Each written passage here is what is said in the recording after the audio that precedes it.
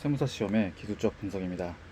많은 분들이 알겠지만 무편집 영상이 조금 더 가치 있는 정보를 담고 있습니다. 왜냐하면 제가 사실 편집하는데 생각보다 시간이 많이 들고 그것에 대해 에너지를 좀 쏟는데, 무편집 영상 같은 경우에는 그런 에너지가 적으니 제가 좀 더 내용 부분에서 심혈을 기울일 수 있습니다.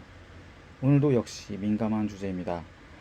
어, 좀 제가 눈팅을 하다가 어떤 글들을 많이 발견했냐면, 첫 번째가 회계사 분들께서 이렇게 이 시험에 오셔서 뭔가 이렇게 좀 이 시험에 대해서 조금 이렇게 쉽다, 소위 말해서 쉽다, 뭐 이 정도는 이라는 표현을 쓰시는 분들이 좀 덜어 있더라고요. 근데 그럴 수 있습니다. 사실은 뭐 그분들도 의견을 충분히 존중하기 때문에 뭐 그렇게 말씀을 하실 수는 있지만, 그래도 세무사 수험생들 입장에서는 조금 뭐, 뭐 힘들죠. 마음이 힘들 수 있습니다. 그래서 그분들에게 좀 이렇게 나쁜 영향만 있을 거냐, 그렇게 생각해 보니까 뭐 그렇게 나쁜 영향만 생각하면 끝이 없잖아요. 그래서 그분들이 왜 그런 말을 했을까. 그리고 두 번째는 이게 그 학원마다 교수님 혹은 강사님께서 이제 채점평이라든지 출제위원평 이런 거를 이게 좀 뭐랄까 기출 문제에 대해서 이제 평가를 해주시는데, 좀 많은 분들이 이게 뭔가 회계사 수준으로 나왔다 뭐 이런 표현을 많이 하시더라고요. 근데 저 같은 경우에는 사실 요거가 조금 판단을 좀 보류해야 된다고 생각해요. 좀 달래는 건 줄 알았어요. 그래가지고 이제 아무래도 이 공부를 한지 조금 얼마 안 됐기 때문에 그런 판단을 할 수 있는 시간이 안 되는데, 뭐 요즘에 사실 좀 이번 주까지는 시간이 많습니다. 왜냐면 공부보다는 좀 이런 정보를 습득하는데 조금 많은 시간을 들일 생각입니다. 그래서 결국엔 이 두 가지 이야기 때문에 좀 이렇게 준비를 하게 되었습니다. 자, 바로 자료 보겠습니다. 먼저 2024년도 기출문제입니다. 다운받았고요. 뭐 수익 나왔습니다. 풋옵션 나왔고, 뭐 유의적인 게 있다, 유의적인 게 안 없다, 제품이 판매될 확률은 10%다, 뭐 이런 거 나왔습니다. 자, 넘어가겠습니다. 뭐 다 볼 필요는 없죠, 사실은. 이런 것들 다 볼 필요는 없지만 기억이 잘 안 나시는 분들을 위해서 한번 훑고 가겠습니다. 자, 보시면 수익 나왔습니다. 이거 떠올리기는 싫은데요. 10점이 나왔는데, 전 개인적으로 이게 좀 라이브성 문제라고 제가 평소에 분류하는 문제입니다. 그날 가서 해석해서 잘 풀어야 하는. 그러니까 쉽게 말해서 이렇게 이론이나 기준서 문구 이런 거 꼼꼼하게 공부하고, 유형별로 좀 이렇게 대비하시는 분들에게 좀 쥐약, 저같이 이게 수험 기간 짧거나 이러신 분들은 사실 그냥 문제 외우거든요. 그러니까 문제를 계속 외우고 덧대서 외우고 이런 방식으로 공부하시는 분들에게는 조금 약할 수 있는, 하지만 그렇다고 뭐 물음 1번 요 정도는 그래도 조금씩은 쓸 수 있지 않았을까라는 조심스럽게 생각을 해보겠습니다. 물음 3번입니다. 라이서스인데요. 이 부분도 어떻게 보면 조금 대부분 좀 신기했다고 해요. 저도 마찬가지로 신기했고, 왜냐면 X1년도 혹은 X2년도 이렇게 물어본 적은 있었는데, 이렇게 뭔가 7월, 8월, 9월 이런 식으로 이런 방식으로 문제를 물어본다는 거는 제가 가지고 있는 연습서에는 찾아봐도 없더라고요. 그래서 이런 부분도 라이선스에 관한 기준서를 정확하게 읽고 어떻게 언제 정확하게 수익을 귀속시킬 건가, 이거에 대한 완벽한 공부가 있었지 않으면 조금 답을 내기가 힘들지 않았나 싶습니다. 그럼에도 불구하고 뭐 이 물음 3번에 대해서는 그렇게까지 크게 이견이 없는 것 같아요. 그러니까 좀 라이선스가 좀 문제가 흔해서 그런지 이 신유형에 나오더라도 그래도 대부분의 수험생들이 대부분 잘 대응을 한 것 같습니다. 뭐 결과야 나와봐야 알겠죠. 자, 다음입니다. 음, 문제 2번인데요. 주식기준 부상이 아무래도 말이 많았죠. 여기서 뭐 지엽적인 게 나왔다, 좀 회계사 문제다라는 평이 좀 있었는데, 저 같은 경우에도 사실 요거는 제가 그때 이제 이전 영상에서, 영상이 아니구나, 네이버 카페에 글을 올리긴 했는데, 좀 냉정하지만 제가 가진 기본서로는 커버가 어느 정도 됐습니다. 근데 제 능력의 부재로 여기 뭐 예를 들면 물음 2번이라든지 물음 3번 같은 경우에는 준비를 하지 못했고 이 행사된 권리, 그러니까 어떻게 보면 이게 좀 지엽적으로 나온 거죠. 원래 이제 우리가 FM대로 하면 현금 결제형 있고 주식 결제형 있고 뭐 유리한 조건, 불리한 조건 해가지고 좀 이렇게 시장 점유율 조건이나 이익 성장률 조건 나눠가지고 그런 부분들만 좀 대부분 연습했을 것 같아요. 저도 사실 여기 이렇게 지엽적인 게 이렇게 다 나올지는 몰랐어요. 그러니까 특히 첫 번째 문제에서 멘탈 털리기 좋은 게 공정가치 실성 측정할 수 없다고 딱 그냥 목 박아버리니까 여기서 어떻게 해야 될지를 모르겠는 겁니다. 이거 뭐지? 그러니까 이거 멘탈 나갔는데 숨 쉬어보고 해보니까 뭐 갑자기 취소했대. 주가 차익 보상권 취소하고 그리고 주식 선택권, 그러니까 현금 결제형을 취소하고 주식 선택권 줬다는 겁니다. 그리고 물음 3번을 봤더니 이거 뭐야? 가상 주식 뭐 이런 거 나옵니다. 그러니까 이제 약간 멘탈이 터진 거죠. 근데 이렇게 딱 대충 계산을 해보니까 12점에 6.6점 이렇게 나오는 겁니다.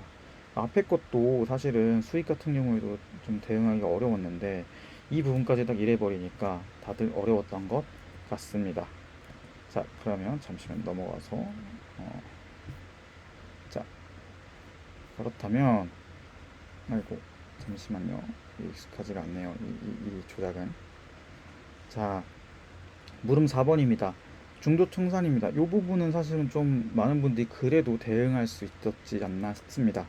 그래도 이렇게 뭔가 두 가지 케이스로 나눈 거는 처음이고요. 왜냐면 주식 선택권 중도 청산 문제는 사실 이제 1차 시험에서도 뭐 이렇게 좀 대비를 많은 분들이 하는 것 같아요. 저도 마찬가지로 이건 대비를 했는데, 또 아무래도 멘탈이 털리는 상황에서 거기다 중도 청산이 나와버리면 조금 이렇게 좀 당황할 수 있고 예기치 못하게 사람인지라 이펙트, 그러니까 즉 영향을 좀 받겠죠. 아무래도 멘탈이 뭐 이렇게 뭐 기계도 아니고 우리가 앞에서 조금 이렇게 힘들었는데 여기까지 멘탈을 부여잡는 건 쉽지 않았다고 생각을 합니다. 그렇다면은 제가 이제 이걸 좀 정리를 해봤습니다. 표들로 정리를 해봤고 뭐 여기는 그냥 제가 이제 그냥 얘기하려고 쓴 건데, 자 보시면 2024년도 기출문제 그리고 회계사 2차 연습서, 즉 이게 뭐냐면 제가 만약에 이게 악에 맞췄습니다. 악에 맞힌 유해생이고 도저히 이건 떨어질 수 없을 정도의 뭐랄까 그런 이 근력으로 가겠다. 내가 이거 진짜 이제 이거 회계 부셔버리겠다라는 생각을 가지고 이제 회계사 2차 시험 연습설 가지고 했을 때 했을 때 동일한 유형 혹은 진짜 유사한 유형이 시험에 나왔나 안 나왔나에 대해서 이렇게 적어 본 겁니다. 즉 2024년 기출문제 정리했고요. 2000 회계사 2차 즉 회계사 2차 연습서 정리했고요. 배점 이게 기출문제 배점입니다. 좀 이렇게 메모를 좀 해놨고요. 가정 동일성 가정입니다. 이게 좀 제가 쓰는 건데 그러니까 이런 거죠. 회계사 2차 시험 유형풀이 했으면 여기 만약에 회계사 2차를 엄청나게 유형으로 트레이닝을 했으면 세무사 2차 시험에서 점수를 얻는데 무난했겠나에 대한 가정입니다. 바로 본론 들어가겠습니다. 풋옵션 행사라고 요약할게요. 이제 우리끼리는 그렇게 이해합시다. 연습서 출제 있었습니다. 12점 있었고요. 만약에 이거 풋옵션 같은 경우에는 조금 복잡하고 어렵더라도 이거 제가 가진 연습서인데 웬만하면 이거 다 여러분들 아시는 거예요. 연습서 이거 그냥 제일 유명한 우리경영 아카데미에 제일 유명하신 분 교재예요. 다른 건 없고요. 저도 뭐 똑같죠 뭐. 어쨌든 12점입니다. 무상 서비스입니다. 무상 보증 서비스. 근데 이게 조금 무상 보증이라는 게 책에는 정리가 많이 되어 있는데 이렇게 이런 유형은 또 처음인 것 같아요. 이게 그래서 조금 신유형이라고 생각들을 많이 하신 것 같고, 저도 사실 뭐 무상 보증을 뭐 깊게 이해하고 풀겠습니까? 그냥 그림 그려서 대충 하는 건데. 근데 사실 좀 점수 안 줄 것 같아요. 이걸 뭐 부분 점수 줄 수 있을 건 아닌 것 같고, 배점인데 가정 동일성 부분에서는 조금 0점 처리를 했습니다. 좀 보수적으로 했어요. 왜냐면 이게 사실상 이게 개념으로 접근하는 것 같아요. 뭐 기준서 문구를 잘 보고 이걸 정말 너가 얼마나 올바르게 평소에 학습을 했느냐에 대한 문제이기 때문에 뭐 기준서 문구를 이해해서 푸는 거, 저는 사실 이렇게 라이브성 문제는 좀 그날 컨디션이 좀 많이 좌우한다고 생각하기 때문에 전 0점 줬습니다. 제가 0점 받을 것 같아요. 뭐 저보다 다들 능력이 좋으시다면 뭐 10점 받으시는 분들도 있겠죠. 물론. 자, 물음 3번입니다. 라이선스입니다.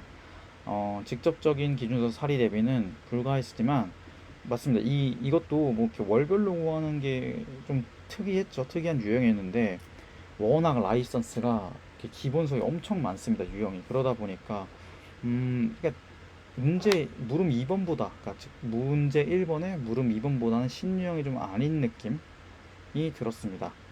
그리고 배점 8점이었는데요. 배점 8점이었고 가정은 4점 했습니다. 뭐 이게 그냥 제가 그냥 적은 거예요. 이거 의미가 있겠습니까? 그냥 4점 정도 받을 수 있겠다. 뭐 0점 하셔도 됩니다. 보수적으로 여러분들이 생각하실 땐. 자, 문제 2번입니다. 여기 주식기준부당이죠. 공정가치의 신뢰성 있게 측정할 수 없었다 유형입니다. 기업회계 기준서 제1102호 주식기준부사 사례 10번 문제 있습니다. 완벽하게 똑같은 문제였고요. 사실상 숫자만 바꿨습니다. 출제위원 입장에서는 이렇게 숫자만 바꿔서 출제했습니다. 12점 충분히 획득이 가능했고요. 물음 2번입니다. 주가 차익 보상권을 취소하고 향후 2년을 근무하는 조건으로 주식 선택권을 부여.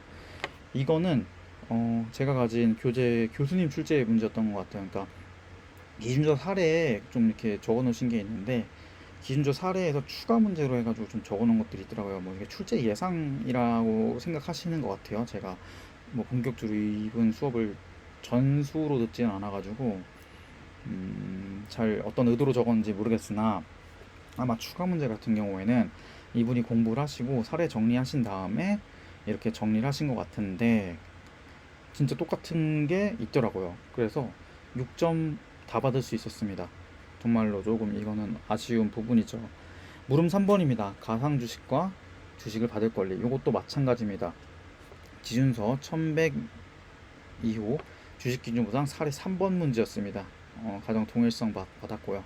중도통산 공인회계사 2011년도 04번이랑 똑같습니다. 그렇게 따 보면 배점이 6점이었고 6점 다 받을 수 있습니다. 아무래도 중급회계, 고급회계 이 부분에 대해서는 60점 배점을 받을 수 있었는데요.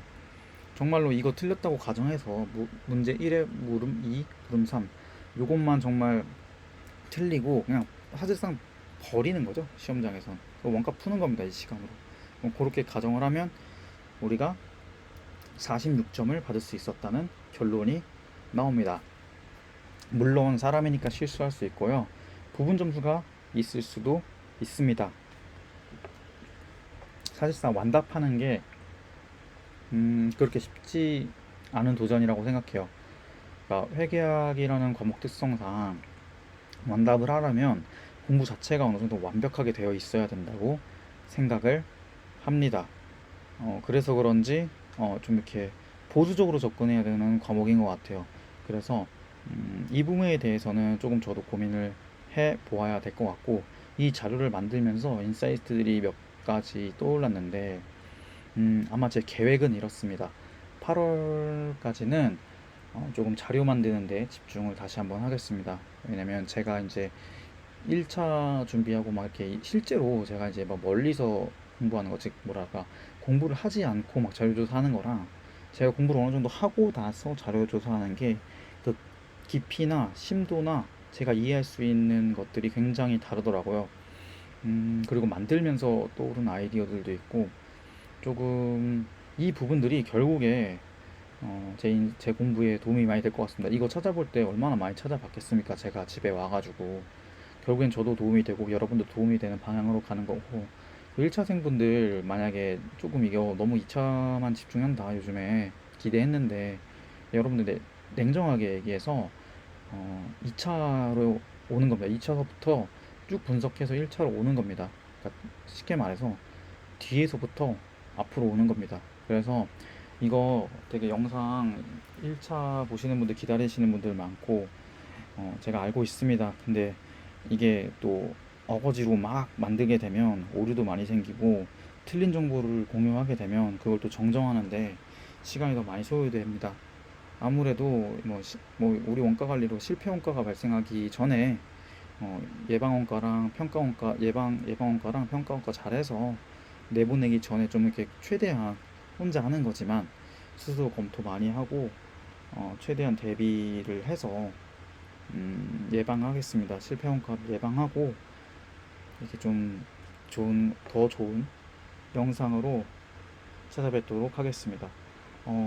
그리고 좀 고민이에요. 1차 같은 경우에는 제가 그 얼마 전에 4488이라는 전략 뭐 이런 게 있다는 걸 알았는데 음, 지금이니까 얘기할 수 있어요. 그거 하지 마세요. 그러니까 4488은 말도 안 되는 전략이라고 전 개인적으로 생각해요. 이게 회계사 시험처럼 이렇게 부분 합격이 있으면 그게 좀 맞는 것 같거든요. 근데 지금은 정확하게 알 수 있어요. 그거 그렇게 해서 어거지에서 2차 봐도 너무 경쟁이 심합니다. 의미가 없고요.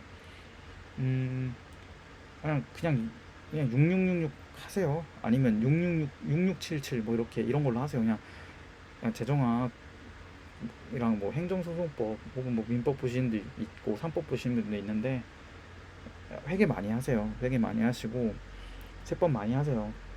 어려운 길 자꾸 돌아가지 마세요. 정면으로 하시고 저도 주제 찝어서 공부하지만 결국에는 제 주제를 뽑는 핵심이 일의 순서를 정하는 거지. 제가 이거 가만히 보세요. 제 영상 계속 가만히 보세요. 공부 다 하는 거예요.